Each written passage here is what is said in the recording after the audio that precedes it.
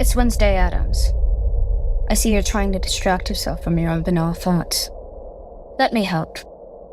Here's a recording thing made of my latest root canal.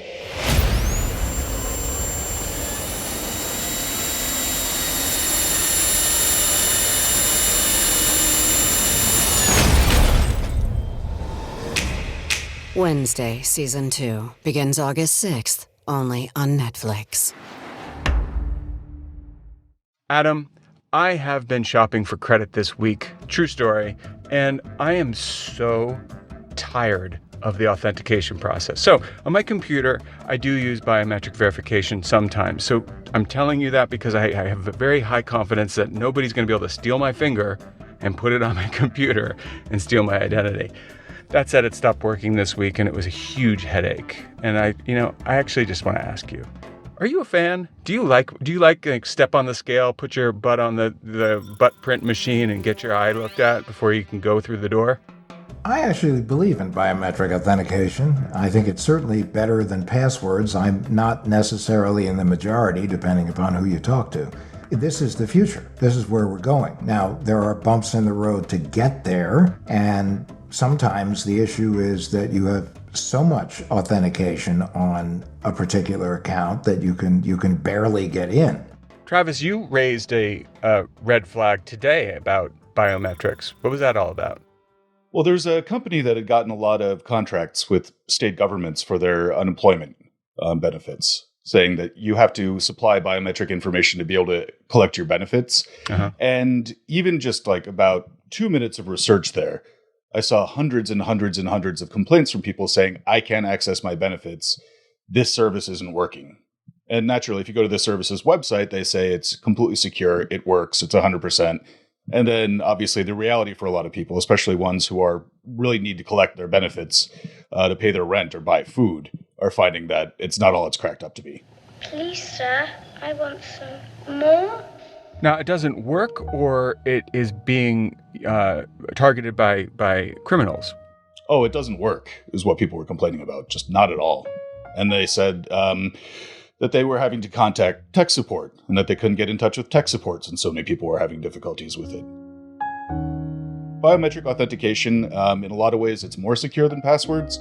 In passwords, we obviously know that there are a lot of limitations there, but be careful if you're going to think that it's going to be the end-all, be-all for being able to secure your account or to be able to protect your identity. We both use biometric authentication, but in my case, and I bet in your case too, there is still a password on that account. Oh, no, there is a password, and the biometric authentication is simply part of multi-factor authentication.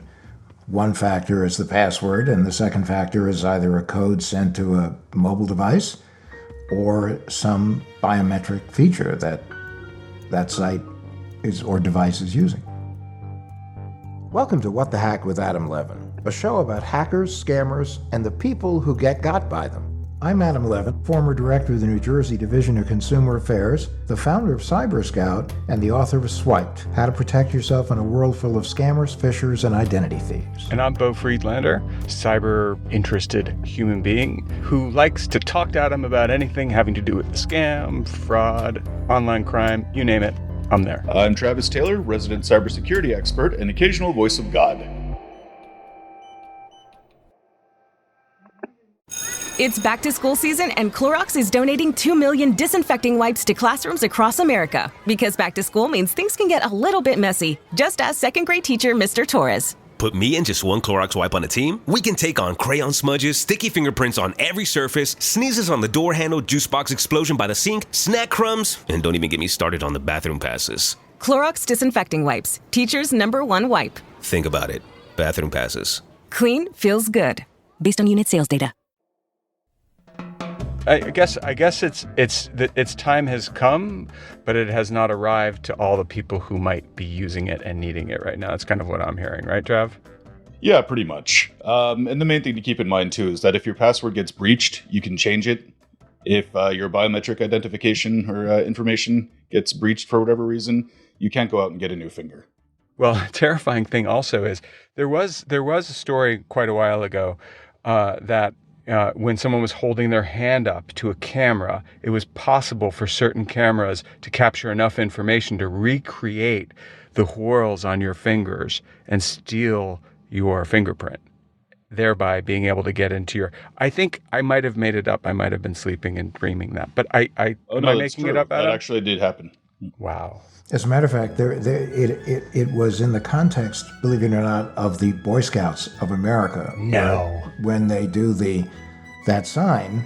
Nanu. When they do the Boy Scout salute, essentially, it was recommended that they not show their fingerprint side of their fingers to any camera because of the possibility that there could be a replication of that image. It gets even weirder. Some people found out that they could get around a retinal scan by printing out a picture of someone else's eye and then attaching it to a contact lens.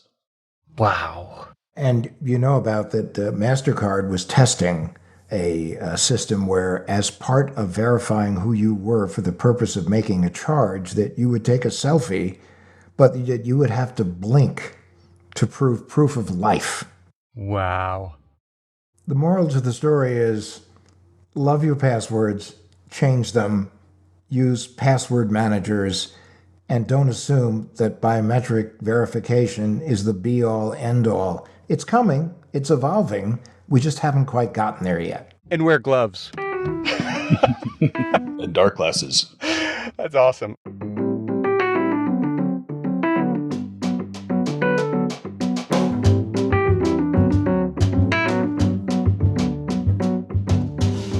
So hey, Beau, today I want to introduce you to somebody who's very special to me. Now, this show for a long time has given new meaning to the concept of friends and family. But today, we have somebody who's family and a friend. So let me introduce you to my sister-in-law, Christen Harvey. Hey, Christen. Hi. Christen, so I have heard a little bit about you from just being part of the family.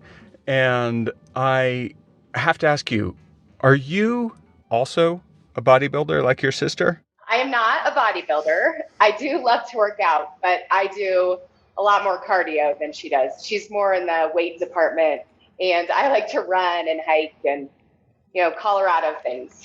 Oh, you're from Colorado. So where in Colorado are you from? So I live south of Denver in a suburb called Highlands Ranch. Got it. And what do you do there? So I work part-time at home. I have 3 kids, 12, 9, and 7. So running sports and activities and school and all that stuff. That sounds like a ton. You run up there. I'm curious. So you may not be a bodybuilder, but if you're running up there, I imagine, do you ever come to lower climbs like where I am in New York City and run? Yes, and it's much easier. It is. You must feel like you just pass everybody like they're not even moving, right? Right, but it's different because it's humid there. So if I run in New York, I sweat so much, but in Colorado, it's really dry. So I can run the same distance and feel like I'm having a harder workout there because I sweat, but here it just dries up while you're running. Oh, and there's that.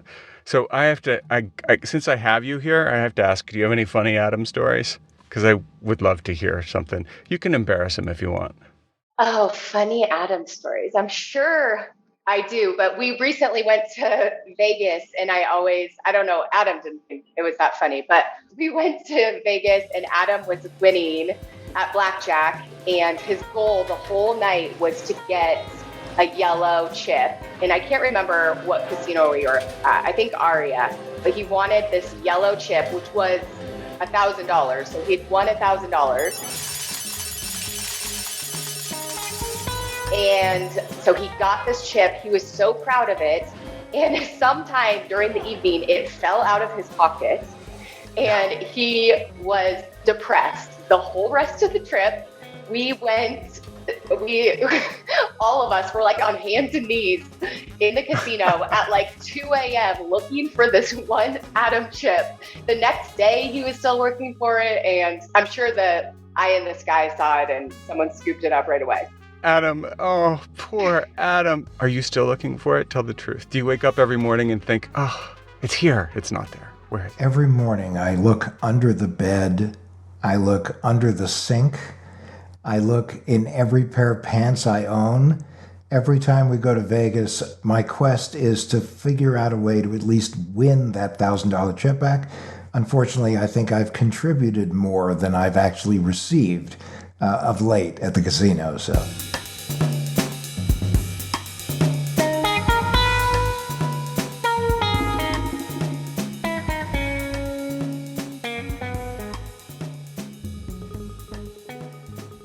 If we weren't just on audio, I would pull this lovely little yellow chip from behind your ear. But alas, you're in Arizona, I'm in New York, and that's not going to happen.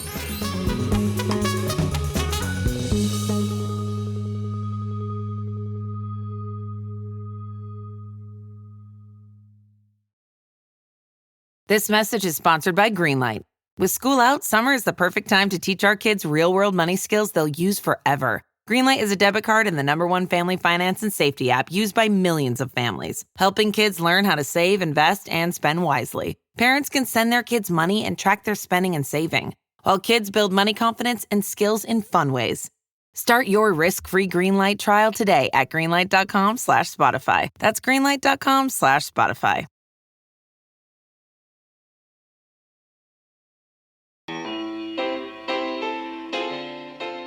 So, Christen, you have been a victim of a scam, from what I understand. I think I just want to start at the beginning of the story. How did you find out that you had become a victim of a scam? So I did some work for a company last year, at the beginning of last year, and got a 1099. And in December, I received I think they're called a Reliant card. When you file for unemployment, you get this credit card that you just use like a credit card, but it has unemployment money on it. So in December, I got an envelope in the mail that looked like a credit card. And I was like, I haven't applied for credit cards. So I just left it in a pile. And at some point it got thrown out.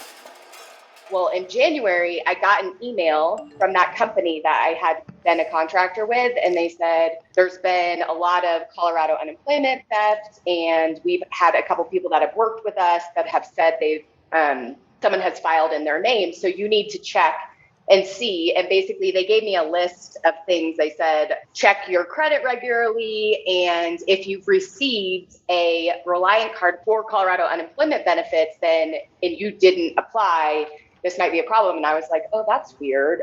I first went in and checked my credit and I'm like, there's nothing on there, nothing new. And I was like, so it seems fine.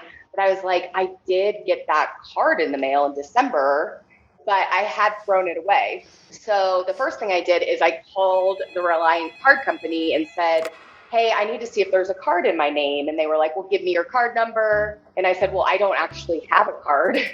And so it was kind of a long process. They had to look up my address. And then they did say, oh, we see there is a card open in your name. So then I told them, well, I didn't, apply for unemployment benefits. And they said, well, somebody has. So then they gave me some steps. I went to identitytheft.gov and filed a report. And then I called Division of Unemployment and told them. What was interesting is that it doesn't show up on your credit. So if I had never received the card and I hadn't gotten a heads up email from that company, somebody could have just gotten the card and used my unemployment benefits. I wouldn't have known unless I filed. I'm curious now, how much money are we talking about, Christen? I don't know, but I think at the time there was $3,000 on the card available. Now, I don't know if it would have been more or if that was just for a 6-week period or what, but they hadn't actually used the money because the card, they probably tried to get the card sent to their address and it came to mine. Now, I want to just ask Travis a quick question. Do you think this has anything to do with the 1099 work that Christen did, Travis? I'd be surprised, actually. There have been so many unemployment scams of late, especially in the wake of COVID, that it could have been the 1099, but it could have been anything else. It could have just been that her name had been exposed in a breach already, and that someone just got a hold of her contact information. Adam, how often are you telling everyone you know to check Have I Been Pwned? Pretty much every hour. In case you don't know what Have I Been Pwned is, it's a website that lets you check your email address, phone number, or even passwords to see if they've been breached or otherwise compromised. Simply go to haveibeenpwned.com. That's PWNED.com. And you can access it from any web browser. It's a situation where, unfortunately, there has been hundreds of billions of dollars now that have been compromised as a result of these unemployment compensation scams, on top of every other scam, because scams went totally crazy during COVID. But these scams are particularly pernicious because they're usually using information that has been gathered up, scraped up from the billions of records that have been exposed over the past few years as a result of breaches and compromises. And in this particular country, it's gone wild. I mean, I know at one point the state of Washington was facing hundreds of millions of dollars worth of fake claims. It's estimated that 10% of all unemployment compensation filings are fraudulent. And the Office of Inspector General claims now that they have helped states return about $565 million that were stolen as a result of these unemployment compensation scams. God, what could be worse? Now, Christen, did it get worse, or is that all that happened?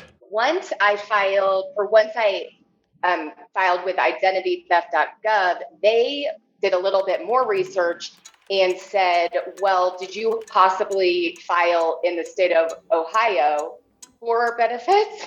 Whoa. And I was like, no, I've never lived in Ohio. I've never worked in Ohio or worked for an Ohio company. So then they had to go down the route of looking in Ohio if anyone, and I only received one card. So they said, well, it's a chance that now somebody really does have the card in Ohio. But again, no money at the time had been actually used, but I wouldn't have known. I mean, I don't know. And you haven't been going to Ohio for like the Columbus, the Akron Marathon or anything? You haven't been? No. I haven't been there in, maybe my childhood once, but so that was kind of weird. So, Adam, sounds to me like Christen's information must have been, as you say, just in one of these huge dragnets of data that have been stolen or compromised over the years. You know, either it's a breach like that, or many companies have experienced situations where W-2 forms have been stolen and the information behind it. And it could be something as simple with a company as somebody got an email from, they thought it was a boss, and the boss was asking for, I need information to back up the W-2 forms that we sent out, except it's not the boss, it's a scammer. So spear phishing. There have been spear phishing, imposter scams with this. And the way most people generally find out they're victims of this unemployment compensation fraud is either they apply for unemployment compensation benefits and are denied because they're notified that someone's already collecting their unemployment benefits and the state thought it was them, or their company contacts them and says, this is very strange because we've been notified that you're receiving unemployment benefits, except you're not unemployed, you're working for us. And so this has been a real epidemic in this country, and it's up something like 40,000% based on the what's going on with COVID. I feel like, Adam, you've been paying a lot more attention to these stories since the shelter-in-place stuff began with the pandemic than I have. So I'm not really up to speed on like what one does and how you can protect yourself. Because as far as I know, I may also have somebody collecting unemployment on my behalf. Does it show up in your taxes? Does it show up anywhere later on in the year? Well, it could potentially show up in taxes because receipt of unemployment compensation benefits, depending upon which benefits they are, they could be taxable. Right. That's one. It could show up in your credit report, but not really related to the unemployment benefit scam. But it could show up because someone has enough of your information that they then open accounts in your name, get medical treatments in your name. Their children are compromised. So that's another way it could show up, where you get notification from bill collectors or medical bills or something like that. which again is collateral to all of this. Christen, have you checked your credit report to see if you've had any other kind of incursions into your credit or your financial accounts?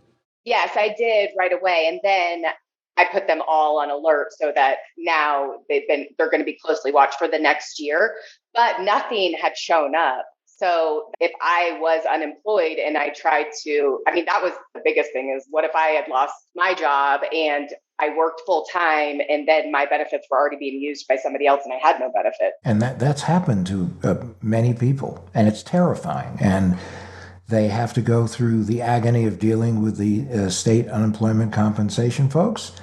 And, many states have implemented ways to make it easier for people to notify the state if they become victimized by this. And the federal government is also involved in helping where it can. But also this goes back to the cyber hygiene basics anyway, which is, the 3 M's that we've talked about. And that is minimize your risk of exposure, reduce your attackable surface, which means long and strong passwords, two-factor authentication when you're dealing with any account. It means not clicking on links or opening attachments, not downloading apps that you haven't carefully researched. In addition, monitoring your credit scores, putting transaction alerts on your financial accounts. These are things, and then also having a plan to manage the damage. And a lot of people don't realize, and we talked about this on the show, that many insurance companies, financial institutions, and employers offer programs to help you through identity incidents. I know in the case of CyberScout, there were many people that contacted the organization in order to get help, and they did receive help. And they can be super high touch too, those kinds of services. Absolutely. That call you.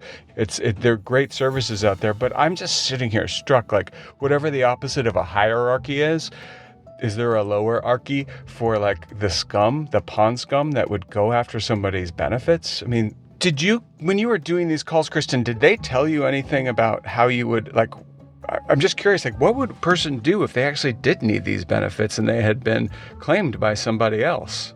Well, really, they kind of put you in a queue. They were helpful, wow. But it was like, we'll do a little bit more research. And mostly since it looked like they hadn't collected, then it was kind of wrapped up. But if they had collected, I don't know what the process would have been.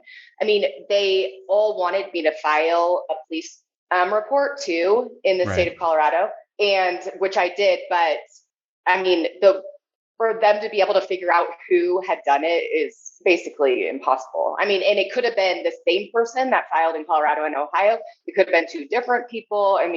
There was basically, they told me good luck on ever finding out, But what it does, but what it does tell us is this is, the equivalent of being in a war zone, which we all are when it comes to our data, because our data is out there in various ways. And this is the equivalent of a sniper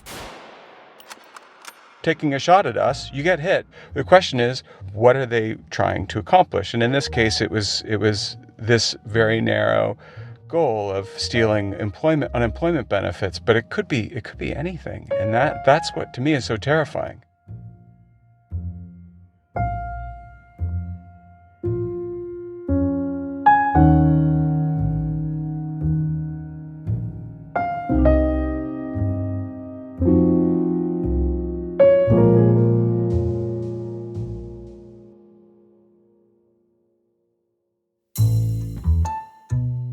Well, as an example, if you want to talk about how scammers and hackers took advantage of the COVID disaster, first of all, in the unemployment area, because most people, due to lockdowns, weren't going into the office, and in many states, you find out that many people are back maybe 1 day a week, so things are backed up. They also needed to bring on more people, but it was the perfect storm for scammers because there was nobody you could really call, that in most cases you had to go online, and there were so many people that were filing for benefits online at the same time that you had websites crashing. So they were taking advantage, as they always do, of moments of distraction and vulnerability. Another thing they were doing is, if you want to talk about a lower rung in hell even than those who would steal unemployment benefits, how about people that would do ransomware attacks on medical facilities when people desperately had to get treatment and help, and these medical facilities in many cases were reduced to operating with paper and pencil, that procedures were canceled? I was struck by there was an attack on that made the news a while ago, on a pipeline, an oil pipeline. And good evening. Tonight, federal authorities are investigating a major cyber attack targeting America's energy infrastructure.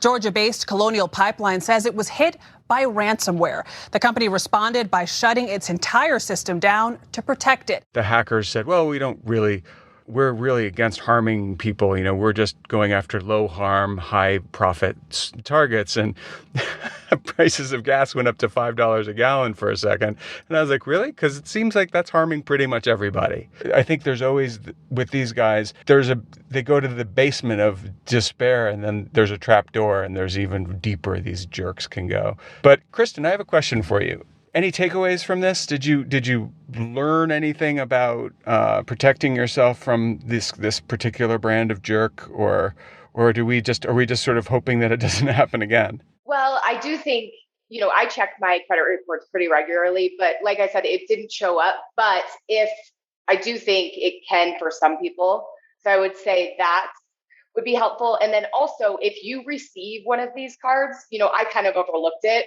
but I would have caught it a month earlier if I had opened it and really looked at it and been like, well, I didn't file for unemployment, because it's pretty clear it is a certain kind of card you get.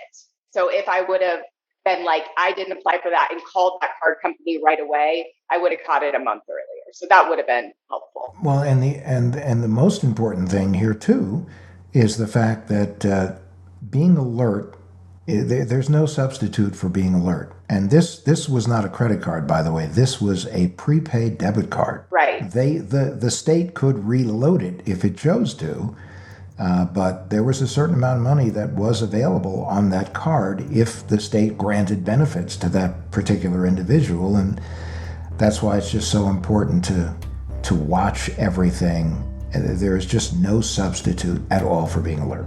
Thank you so much, Christen, for coming and joining us today. Thank you, guys. What the Hack with Adam Levin is a production of Loud Tree Media. It's produced by Andrew Stephen, the man with two first names. You can find us online at loudtreemedia.com and on Instagram, Twitter, and Facebook at Adam K. Levin.